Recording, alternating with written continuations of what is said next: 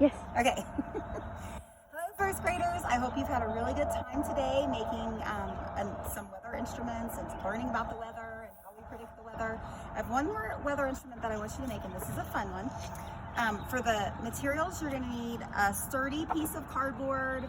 Mrs. Mann didn't have a really thick piece of cardboard. I kind of made do with a little cardstock. You're going to want to draw a round circle on your cardstock, and so I looked for something around the house that I could just stick down there like a plate or a bowl and trace. And the first thing you're going to do is you're going to draw your cardinal directions on your circle. Okay, and we learned about this when we did maps, and we talked about this a couple weeks ago when we looked at the sun and how the sun moves from rises in the east and sets in the west. So what we're going to do is I'm going to put an N for north at the top of my circle. I put a dot in the middle. You're going to need that later. I'm going to put an S on the bottom for south.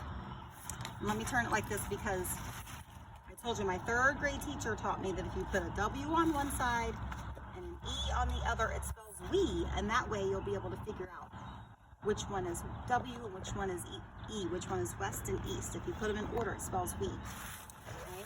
So, we haven't talked a whole lot about what happens between west and south, or what happens between north and west. But I'm going to just put that on here really fast, and we can talk about it a little bit more at our 2:15 meeting.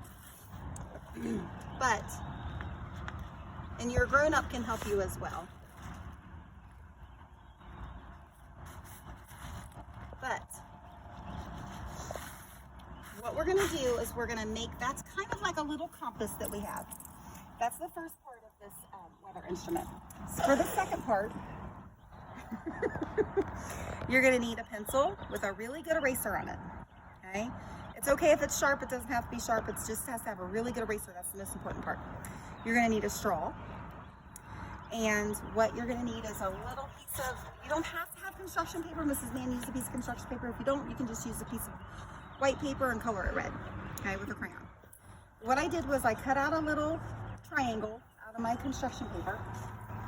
And if you then take a pair of scissors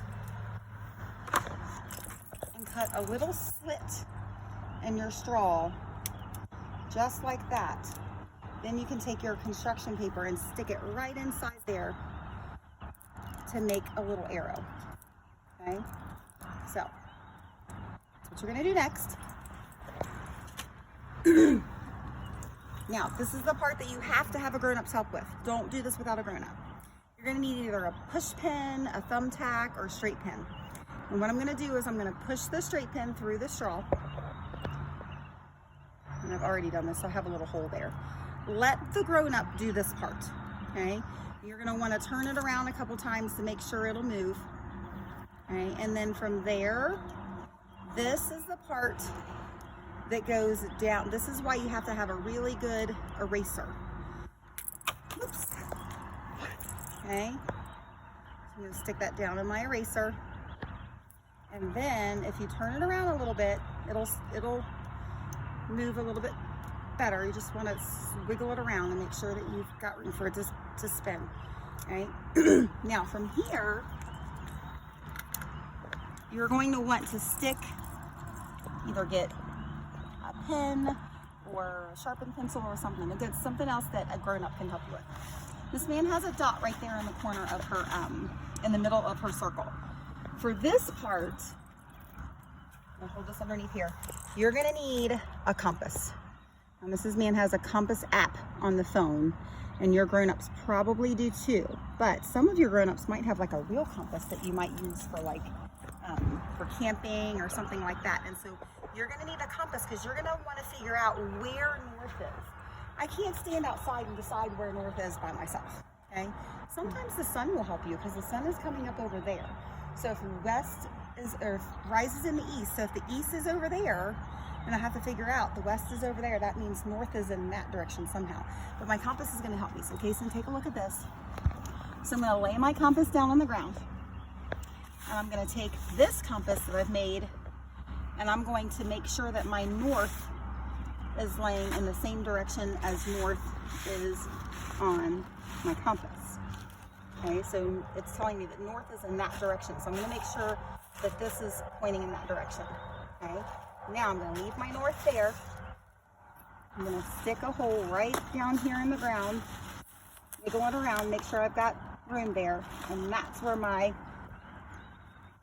pencil's going to go.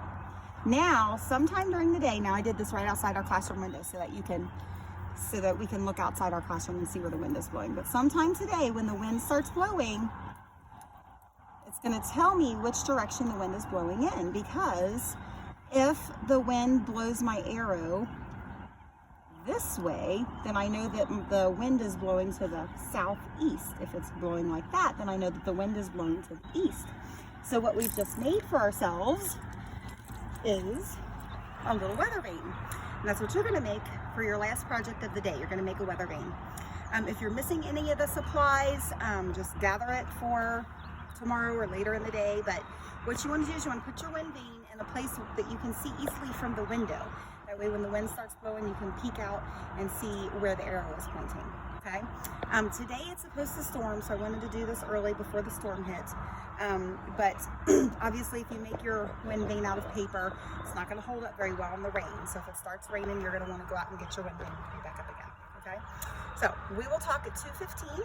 Take pictures of your rain gauges today and of your weather vanes. Post them on our Google Classroom. I can't wait to see them, and we'll talk more about weather this afternoon.